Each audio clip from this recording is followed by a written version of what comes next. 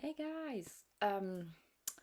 Hi. I just wanted to talk, basically. I just wanted to share some stuff that I wrote. It's stuff that I either thought about or stuff that I've read somewhere or heard that has resonated with me, or that maybe think differently or see life a bit more differently. So yeah, I just wanted to share if it could also help anyone to see things differently, or to maybe make people like think about stuff they haven't thought about before, maybe. Yeah, also I've been seeing a therapist recently, and basically she told me I had to change some stuff about how I think. So that's why I've been kind of reflecting and trying to understand my brain and how I'm working, and how I'm my train of thought and how I'm thinking. Because basically I've noticed I always kind of knew I was overthinking a lot, a lot. But when I actually thought about it, I was like, oh my god, it's way more than what I thought, and it actually impacted my life in ways that I've not noticed before. Or something else that my therapist told me is I'm too controlative, controlling. Oh yeah, by the way, I wanted to apologize for my English. It's probably even worse than the last video that was already terrible. But yeah. Um what was I saying? Oh yeah, I'm a bit too, I don't know if it's controlative or controlling over my own life and over myself, if that makes sense. Yeah, basically I've been trying to let it go a little bit, or change my way of seeing things, or thinking. But by doing that, I'm is it not just another way of controlling? Am I just not controlling myself by doing that again? Is it not just another? Anyway, that's, I think, the first thing that I wrote. Trying to think differently, isn't it another way of control? Control my own thoughts, feelings, emotion, etc. um I'm using my mind against my mind to beat my mind. I think I heard that somewhere. Yeah. So let's get into it. So basically that was the first thing. The next one is, if all you can do is think about it, it's not worth the thought. Um you don't have to live in your negative thoughts in order to acknowledge it. Sometimes that overthought perpetuates a feeling that allows us to stay in that state. I'm really bad also at reading what I wrote, so my apologies for that as well. If I'm not a really good reader. Um, Discipline is an act of self-love. So that was kind of yeah, interesting to me, just because I think I was seeing discipline as an act of self-love before, but then because of everything that my therapist said, I started seeing discipline as more of basically she told me I was it was more of an obsession. There's a lot of stuff I'm obsessing over, so it's not discipline anymore, it's just obsessions.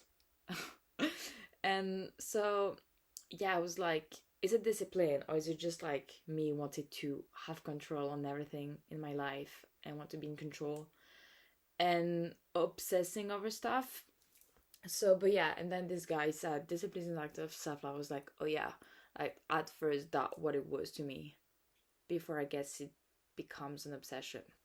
Anyway, so I guess it depends on the type of discipline. I don't know. I'm really open to hear about everyone thought on that, because yeah.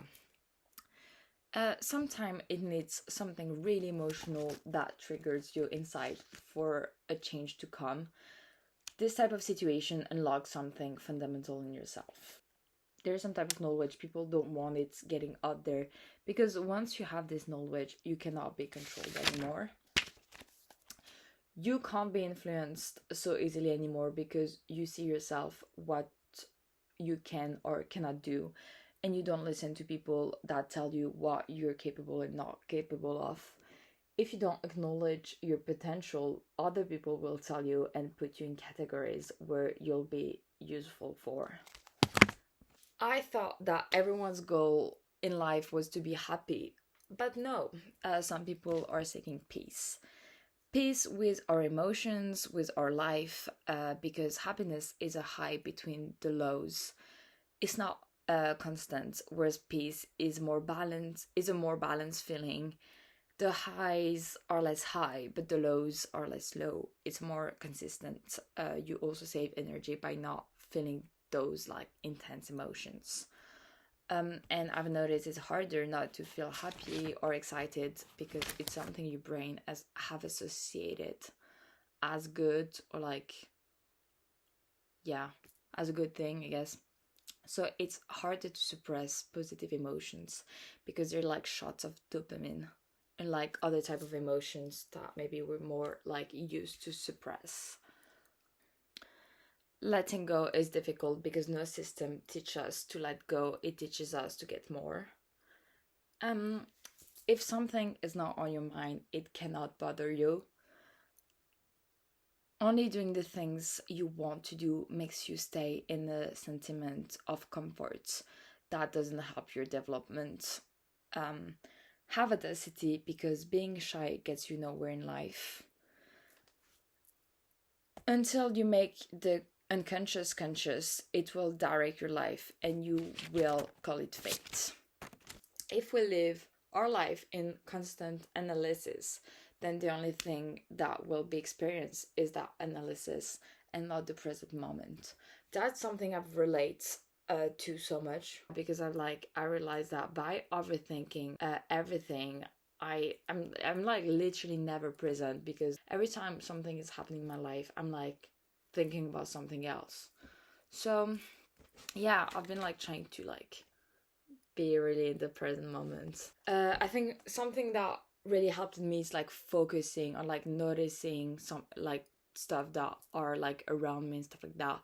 Because if you're focusing on actually what is around you, like the sound, like the smell, like everything, noises, like literally everything, you are in this like present moment and you can't really think about something else.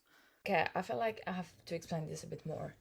So basically, because I struggled with like overthinking, I know that it's easier for me not to overthink when I'm like with people or like doing something. But I really struggle not to overthink during those moments where it's like you have nothing else to do than to think. For example, when I go on a walk or work, because I'm like picking apples. So like for 7 hours, like I'm just alone there in the trees with my thoughts. Or like when I go to sleep, because I don't fall asleep in like 5 minutes, I'm like overthinking and overthinking and overthinking. So yeah, it's like during those moments where I'm like trying to focus on either I'm like just trying to like focus on my body, if that makes sense, like trying to feel my body. It's really weird to explain. It's like when you're doing like meditations like that, when you breathe and really focus on your like your body sensations, or I try to focus on the noise around me, or on, well, not when I'm going to sleep, but like when I go on a walk, and like when I'm seeing, trying to notice like specific things. Like if a tree has like a specific shapes, I'm gonna like notice it, and I'm trying to be really present to stop overthinking basically. And it has kind of like worked. I guess it will be better like over time the more I practice it. But yeah, and before I used to like overthink as well when I was with people or stuff like that, or doing something. But now during those moments, I'm trying to just shut the thoughts down and just be like, okay, you'll think about this later, just like be present. And I'm trying to basically acknowledge when I'm overthinking, because it has become so common for me. I'm not even like realizing when I'm like overthinking and when I'm like thinking about stuff and not being present. Like my mind just like switch back and forth so easily. And yeah, and I started to notice that basically I'm like missing a lot on what people are telling me and stuff like that, just because I'm not in the present moment and like in my thoughts. So I'm not paying attention on like on anything. And that's why I'm like never noticing anything, because I'm never in the present moment. So yeah, I've been working on that.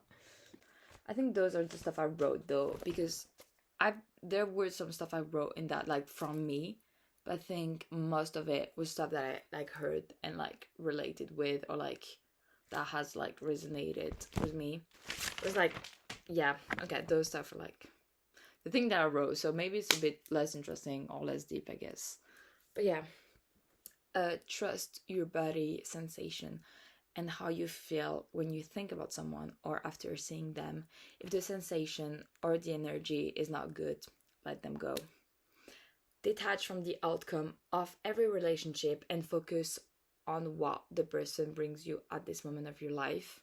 Like, focus on the platonic aspect, I guess. Focus on your plans, your purpose in life, and what matters to you. If certain people are meant to stay in your life, they will stay, no matter the distance, no matter your schedule, no matter the lifestyle difference. Love is the most natural and strong feeling. Do not suppress it. Show that you care. And do not just tell people you love them. Make them feel loved. This is so important to me. Okay, next one. Do not expect too much from people just because you would do this much for them. You can't be disappointed if you don't have any expectations. Don't expect anything. Show that you care. Make sure the person knows how you feel, so you have no regrets, and then detach from the situation and let it go. I've been really trying to do that, like living out of like expectations and like not expecting anything out of stuff. And it's like, it's really actually useful, and like I've not been like really disappointed because I wasn't expecting anything. So I think it works. Okay. And then the main sentence. This one I share it with Raisa. Everything happens for a reason, and I live by that. And then I wrote everything's meant to be, because as a fun fact, one time I tried to say this, like everything happens for a reason, and I got it wrong because obviously of the language. I said everything's meant to be, and I meant everything happens for a reason. So now I kind of say it as a joke, but it means the same, I guess, for me. But yeah, I think that's it. The rest is in French, so maybe not. There's this as well. There's a crack in everything. That's how the light gets in. Yep. Oh yeah, this is my metaphors, my favorite metaphors. I'm gonna share it as well because I think I made most of them. Like, I came up with it. I maybe have like made them from something I've heard before though. But it's like I love like explaining stuff through metaphors. Metaphors. So that's why I love metaphors so much. But yeah, first one. The secret isn't chasing the butterflies. Focus on cultivating your own garden. Plant the seeds. Care for them with consistency. And when your garden flourishes, trust the butterflies will come. Second one. Life in the city is like running. Everything moves so quickly that you barely have time to notice, let alone understanding what's happening around you. The pace gives you a rush, but no one can keep running forever. That's something I've like really experienced by moving from like countryside to like cities.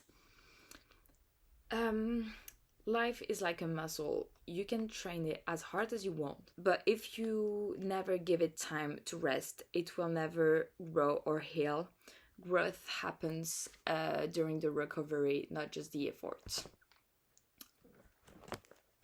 And this is it, guys. That everything that has been on my mind, I guess, and that I've been like thinking of. Yeah, if anyone wants to talk about any of those things, I'm more than open to it. Yep. And yeah, I hope it was at least a little bit interesting. And this wasn't just like, yeah, a waste of time, I guess, to listen to it. Let me know. Maybe for next time. Maybe next time I won't make a video. Bye.